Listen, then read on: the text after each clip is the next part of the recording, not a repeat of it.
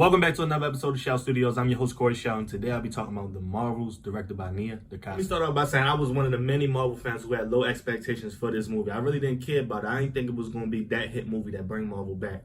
But boy, did they ever change my perspective. So we follow our three superheroes, Captain Marvel, Monica Rambeau, and Kamala Khan, also known as Miss Marvel. And we see that their powers get intertwined, which causes them to switch places from time to time while they're using their powers. Now, this is not a spoiler review. I will simply be telling you guys my thoughts on the movie. And The Marvels, to me, is a loving, lighthearted film. To me, that was the most genius approach to take this film, due to the fact that we really don't know these three superheroes like that. If you think about it, Captain Marvel, she had one movie in the Thanos saga, and that was towards the end of it.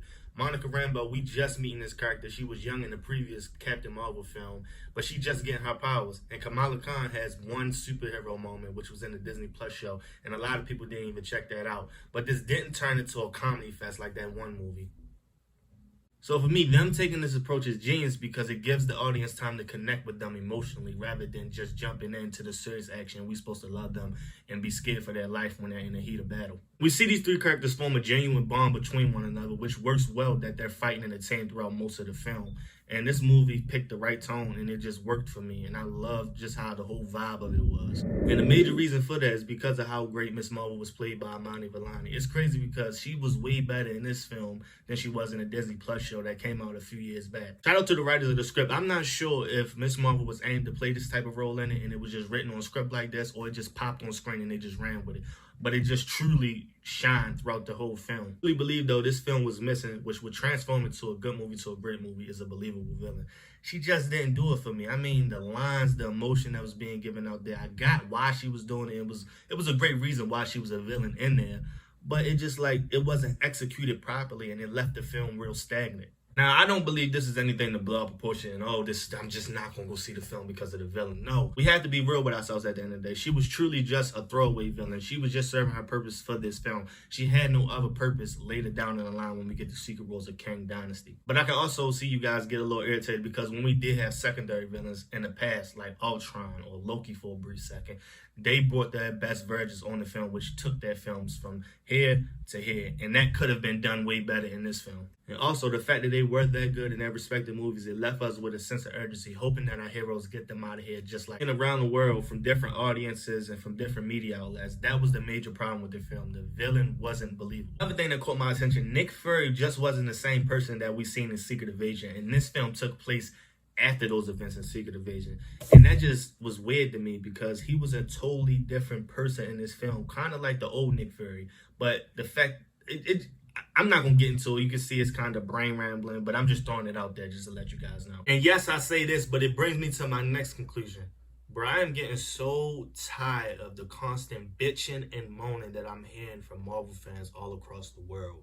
Keep talking about what Marvel once was. Newsflash, stop bringing up Endgame, comparing it to what Marvel is now.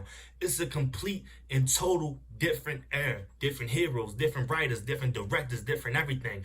Open your mind to what Marvel is and stop going to see these films hoping that you get Endgame Part 2 and then get mad. Then you get mad and come out your mouth and say, oh, the views are down. Oh, the sales are down. I'm not going to see the film because of this. Newsflash, buddy, the sales are fucking down because you're boycotting the films based off of what somebody said on Twitter. You're one less seat that's getting seated, and which means that's why the film is performing low, because you're not going to see them. Stop listening to what everybody else saying on Twitter or these different media outlets. Go get your own interpretation of what's going on and what's going on in these movie theaters. There's no reason why a film like this should be performing so low in box office. But when somebody spreads negative reviews and a person that's not that in tune with himself gets a hold of that and don't want to go see it because they want to jump on what's hot, that's what's getting these films performing so long. If we keep doing this, it ain't going to be a Marvel around so long because they're losing money making these films because everybody's not going to see them. Support what you love and don't support something or not support something just because of what somebody else say. I just had to get that out there. I was worked up and that was just building on my heart. For film after film after film we was getting, and kept seeing the box office numbers and just see Marvel in disarray. I just had to speak to the fans of some sort just right now. With that being said, I give the 2023 film The Marvels a 7.5 out of 10. Thank you guys for supporting me throughout all my different social media contents. I mean YouTube, Twitter, Instagram, TikTok especially. I love my TikTok fans. And we just gonna continue to build and go and see these movies and getting real interpretations of this. I just love you guys. And I just hope that you guys like, comment, and subscribe if you're just coming across this video. And I'll continue to bring you guys the best and newest content on these movies and TV shows.